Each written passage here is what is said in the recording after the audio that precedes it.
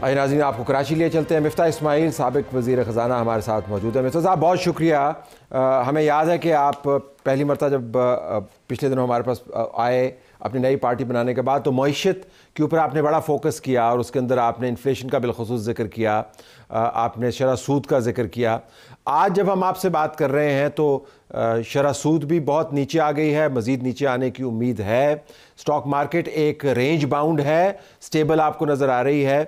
Currency को थोड़े से झटके लगे लेकिन वो भी अंडर कंट्रोल है और inflation is really historically low. तो ये बहुत अच्छे इंडिकेटर्स हैं। Are you happy with this या नहीं? These are all positive indicators. मईशत के अंदर आप जैसे जानते हैं तरत भाई के बहुत सारे इंडिकेटर्स होते हैं। इसमें से कुछ कभी ऐसा तो नहीं होता कि सारे अच्छे हो जाएं।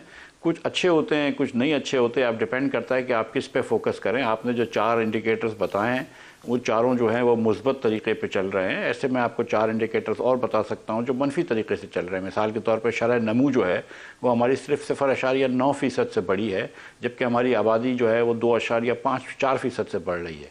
तो पहले क्वार्टर में हुकूमत के शुमारियात के मुताबिक हर पाकिस्तानी औसतन जो है वो 1.5% गरीब हो गया। पिछले 3 साल में हमारी मईशत जो है वो 1.7% से बढ़ रही है, जबकि आबादी 2.4% से बढ़ रही है। लिहाजा हर पाकिस्तानी जो है वो 0.7% से गरीब हो रहा है। तो क्योंकि क़ुव्वत ख़रीद कम हो रही है और अब भी इन्फ्लेशन कम है लेकिन महंगाई अब भी बढ़ रही है, तो चीज़ें और मज़ीद दस्तरस से निकल रही हैं गरीब लोगों के। और क्योंकि बहुत ज़्यादा इन्फ्लेशन रहा है पाकिस्तान में, 38% भी हमने इन्फ्लेशन देखा है पीडीएम की हुकूमत में, तो और उस वक्त मैं नहीं था वज़ीर ख़जाना बाय द वे, तो 38% भी हमने देखा और पिछले साल 24% भी इन्फ्लेशन था। तो जाहिर है कि पिछले साल, तो मतलब ये है कि पिछले साल जो था वो अगर कोई 160 रुपए की दाल थी तो वो 200 की हो गई है।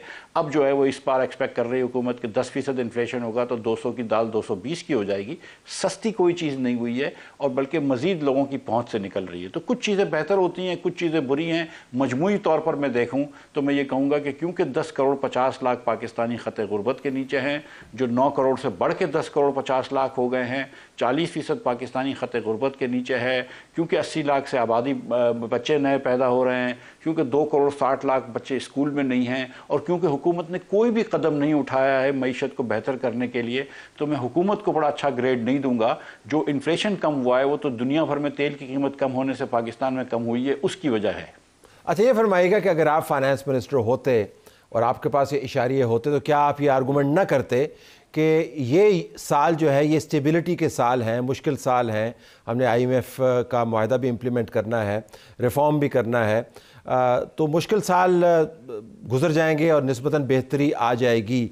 या आपका आर्गूमेंट होता कि इसके बावजूद कि हमारे पास ये इशारे मौजूद हैं, मैं यही देखूंगा कि हालात हमारे ख़राब होंगे? आप किस तरफ प्रोजेक्ट करते मुस्तकबिल को? देखिए, एक वज़ीर ख़जाना तो हैं, वो उनको उनकी दूंगा। मैं तो एक अपोजिशन का सियासतदान हूँ, तो मैं वो बात कर लेता हूँ आपके सामने जो थोड़ी सी मईशत को बात समझता है, जिसने हुकूमत में भी वही बात करी है जो कि अपोजिशन में बात कर रहा है। और मैं ये बात मानता हूँ कि जब हुकूमत ये कह रही है कि आप कमर कस लें, हुकूमत ये कह रही है कि तनख्वाहदार तबके के ऊपर हम 38.5% टैक्स लेंगे, हुकूमत जब ये कह रही है कि हम कंपनी से 61% टैक्स लेंगे, हुकूमत जब ये कह रही है कि हम पाकिस्तान में बिजली और गैस की निर्ख खित्ते में सबसे महंगी बेचेंगे, हम पल्ला ममालिक से सबसे महंगी बेचेंगे, तो फिर हुकूमत को इस बात का जवाब ज़रूर देना होगा कि आपने अपने MNAs और MPAs को, पंजाब में MPAs को 450% और वफाक में 300% तनख्वाहें क्यों बढ़ाई?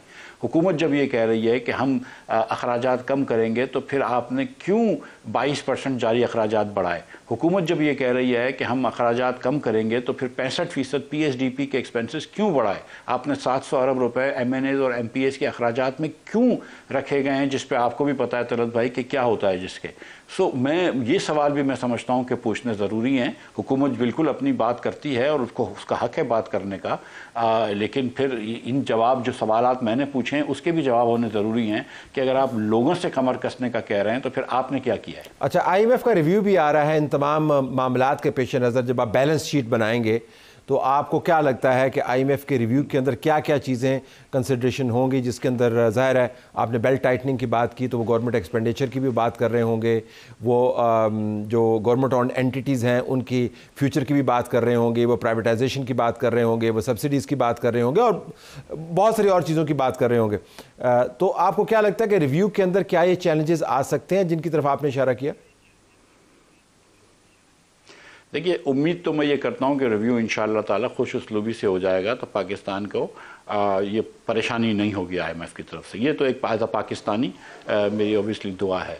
लेकिन 2-3 चीज़ें जो हुकूमत ने वादा की हैं और शहबाज शरीफ साहब जो करने में नाकाम रहे हैं, इन्होंने वादा किया था कि हम एग्रीकल्चर टैक्स लेंगे, लेकिन उस पर कोई कवानीन के 2 जगहों पे पास हुए हैं लेकिन उस पर कोई पेशरफ नहीं हुई है। उसके साथ इन्होंने कहा था कि कुछ अखराजात हम वफाक से सूबों को ट्रांसफ़र कर देंगे, स्पेशली बिस्प के अखराजात। एक कही थी फेडरल फिस्कल पैक्ट बनाने का, नेशनल फिस्कल पैक्ट, वो नहीं बना। उन्होंने कहा था कि हम पेंशन रिफॉर्म्स करेंगे, वो नहीं किए। उन्होंने कहा था कुछ वजारतें हम सूबे पर डिवॉल्व कर देंगे, वो नहीं की। इन्होंने कहा था कुछ वजारतें हम बंद कर देंगे, वो नहीं की। तो जो इन्होंने स्ट्रक्चरल काम कहे थे जो रिफॉर्म्स करने के IMF को, उस पर से कोई वादा नहीं पूरा किया। बहुत शुक्रिया मिफ्ता साहब, आपने हमसे अपना व्यू शेयर किया। नाज़रीन, एवोल्यूशन का अमल होता है। देखें, चार्टर ऑफ डेमोक्रेसी था, अगर इवॉल्व करके एक बेहतर तरफ मामला चला जाता तो समझ आती। इलेक्शन मुल्क में ख़राब होते, ख़राब से ख़राब तर चले जाएं तो ये परेशान कौन बात है। एवोल्यूशन तो ये है ना कि बंदर से इंसान बन जाए। इन्होंने निज़ाम को बंदर बन रहा था ना, फिर बीच में से दोबारा 2018 में बंदर इंट्रोड्यूस करवा दिया ना। फॉर्म 47 क्या हुआ है, देखिए 2024 में उसका बतंगड़ बन गया। नहीं, देखें ना, जिसकी चूलें हिली हैं वो उससे पूछे ना। असल जो निज़ाम जिसकी तो हवाला दे रहे हैं वो निज़ाम की चूलें नहीं, नवाज शरीफ की चूलें हिली हुई हैं। वो देखें ओवरऑल जेल बैठे हुए हैं, 12वां खिलाड़ी बना दिया इमरान खान ने, इससे ज्यादा और क्या करे। चीफ मिनिस्टर उनके पास है, प्राइम मिनिस्टर उनके पास है। देखें, इस तरह इमरान खान जेल में 17 सीटों से बनने से क्या आपका कद बड़ा हो जाता है? देखें, इन चीजों से नहीं बड़ा होता। ओवरऑल आपने देखें सिस्टम के साथ क्या जुल्म किया है। देखें, आप कशकोल की बातें कर रहे हैं, आज हमने कायरा साहब कहते हैं नहीं छोड़ सकते। भाई क्यों नहीं छोड़ सकते? क्या कभी आपने एवेल्यूएट किया कि खाली चागी से आपका खाम माल कि चाइनीज कितने अरब डॉलर का मुल्क से बाहर ले गए? आपके साहिल समंदर से $2 बिलियन की तो खाली सालाना मछली चोरी हो जाती है, उसका हिसाब नहीं है। भाई रोकनी क्या? देखें, निजाम किसके पास है? ओवरऑल आप ये तो फैसला कर रहे हैं, तीसरी मर्तबा हुकूमत है तो वहां पे आपने कौन सी रियासत बनाई है? जबरदस्त बात नहीं, ओवरऑल सिस्टम को वापस लाना है। आप मुझे बता दें कि आप इनको, अगर आप इनका सियासी वजूद तस्लीम नहीं करते तो वो आपका मुतालबा क्यों तस्लीम करें? बुनियादी सी बात है, बिल्कुल नहीं करेंगे, नहीं करना चाहिए ना इनको। हमारा मुतालबा बेशक ना तस्लीम करे। देखें, इनकी एक अलग आइडियोलॉजी है, हमारी अलग आइडियोलॉजी। इनकी आइडियोलॉजी आप उनको मानते नहीं, आप तो कहते हैं कि मानने की बात लोग मानना है, वजन के मुताबिक मानना है ना। एक 17 सीटों वाले को हम किस तरह से वजीर आजम मान ले? बात है आज फॉर्म 47 रख दे नवाज शरीफ के ख्वाजा आसिफ के, ठीक है, हम इनका केस मान लेंगे। बात है इस चीज पे ये फैसला कर लेना, उस चीज पे कर नहीं सकते। बात है उस 2013 में भी किस तरह से जीते ख्वाजा आसिफ साहब, 18 में भी किस तरह से जीते, 24 में भी। आप फैसला बैरिस्टर साहब, इस तरह आपको इलेक्शन नहीं मिलेगा लेकिन सजा तवील मिल जाएगी। देखिए, सजा मैं सिर्फ ये कह रहा हूं कि अगर आप मामले को सुलझाना है तो देखिए, मुका की तो सियासत नहीं है ना। अगर हमारी इनकी तरह सियासत होती कि जी अब पावर शेयरिंग करनी है, फिर तो चीज डिसाइड हो जाती टेबल। इस वक्त निजाम की बका की लड़ाई है। जो किस चीज पे स्ट्रेस कर रहे हैं कि हमने इस सिस्टम को बचाना है, तो सबने अपना आपको JUI काबिल कबूल है, पीपल्स पार्टी PMLN काबिल कबूल नहीं। देखें, ऑपोजिशन की सियासत और तरह होती है। देखें, ऑपोजिशन बाय डिफॉल्ट बैठी हुई है एक टेबल पे, वो किसके खिलाफ है? ऑपोजिशन नेचुरली गवर्नमेंट के खिलाफ होती है। हर किसी की आइडियोलॉजी तो अपनी है, अपनी आइडियोलॉजी तो किसी ने अबेंडन नहीं की ना। बिल्कुल एक मिनट में आपने मुझे PTI हुकूमत में आती है, MKM जो सबसे बड़ी मुखालिफ है उनको साथ बिठाते हैं। उस वक्त आप अपोजिशन में नहीं थे, जिनके खिलाफ ये मुकदमे की फाइल लेके लंदन गए थे, थद्दा लेके गए थे। इसको छोड़ दीजिए, बस इतना ही, मैं इससे ज़्यादा नहीं कहता। दूसरी बात यह है कि 2013 में COD के तहत 2008 से 13 तक हमसे 18 तक मियाँ नवाज शरीफ, COD के तहत कुछ चीज़ें चली, निज़ाम बेहतर होना शुरू हुआ। हमने गैर सियासी कुव्वतों का अमल दखल कम करने की कोशिश की। ये 18 में कौन था जो प्रोजेक्ट के तौर पर आया और हमारे उस सारे किए किराए को पानी फेर के आप हुकूमत में आ बैठे? क्या उस वक्त RTS बंद नहीं किया गया था? उस वक्त तो किसी ने नहीं कहा। हम आज भी कहते हैं हमारे दौर में जब इलेक्शन हुए थे तब भी मिसाली नहीं थे, अब भी मिसाली नहीं है, किसी के दौर में मिसाली नहीं हुए। सिर्फ इतनी गुजारिश है, दूधो नहाया कोई नहीं है, हम सबसे गलतियां हुई हैं, हम सब इंसान हैं, हम सब, आप भी हम में शामिल हैं, मीडिया वालों से बड़ी गलतियां हुई हैं, तबाहियां फेरी हैं आपने भी, अदालतों ने भी, बाकियों ने भी, हमने भी। काम सिर्फ एक है, अगर मुल्क को जमहूरियत के तहत चलाना है तो जमहूरियत मशावरत का नाम है। आपको मेरी हैसियत या मेरा मैंडेट और मुझे आपका मैंडेट तस्लीम करना होगा। ये नहीं हो सकता। यानी आपकी आला मिसाल जो हुकूमत की है, या आला जो आपने गवर्नेंस की मिसाल कायम की, फेडरल गवर्नमेंट में 4 साल हुकूमत में रहे, कोई एक काम नहीं बता सकते, खारजा दाखिला किसी माज पे। और पंजाब जो सबसे बड़ा सूबा है, वहाँ बुजदार की शक्ल में आपने आला हुक्मरानी की मिसाल कायम की, वहाँ महमूद खान के तौर पे की। तो हम क्या करें? अगर हम कहते हैं कि आगे बढ़ने के लिए आइए, कोई बात नहीं, नई जमात थी, नई क़यादत थी, तजर्बा नहीं था, कोई बात नहीं, ओके, आइए बैठ के हम अपनी जो, वैसे तो मैं अक्सर कहता हूँ ना कि आप वो नहीं है जिसके बारे में वो शायर ने कहा था ना कि कितने शीरी हैं तेरे लब, गालियां खा के बेमजा न हुए।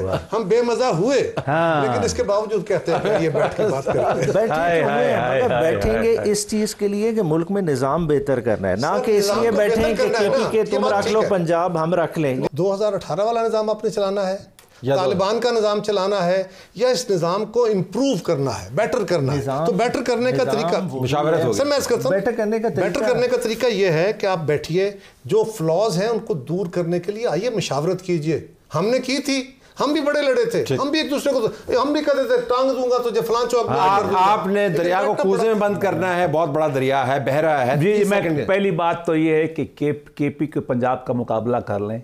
ये चोरी की बात करें, 70-80 हज़ार रुपये की चोरी केपी में हो जाती है, ये फेडरल गवर्नमेंट को भी नहीं पकड़ने देते। ये तो ये गवर्नेंस की सूरत हाल है।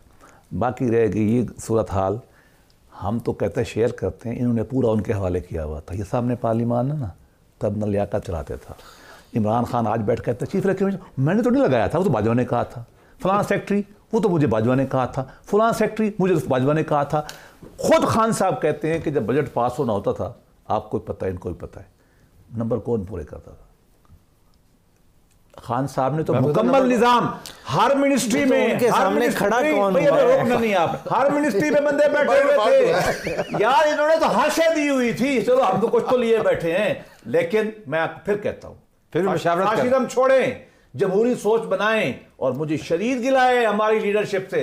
इन कहे बगैर जब तक हमें मुज़ाकरा क्यों करते हैं? इनको कहना चाहिए पीपल पार्टी, PML हम आपको मानते हैं, फिर हम बात करें। खड़े आप इतने हैं कि डायलॉग के लिए हमेशा ओपनली कहा कि डायलॉग उधर करेंगे, खत भी वही लिखते हैं, और वो कहते हैं उधर जाओ। और उस खत में उन्होंने लिखा कि तुमने कुछ नहीं किया, सब शहबाज शरीफ कर रहा है, हमें माफ कर दो यार। वो जो सारा सब पढ़ा यार, I have to leave it there. वो जो आपने कहा कि नंबर कौन पूरे करता था, मैं आपको बता देता हूँ, नंबर जो है वो बगैर नंबर की गाड़ी पूरी करती थी। Let me take a break. हमारी बार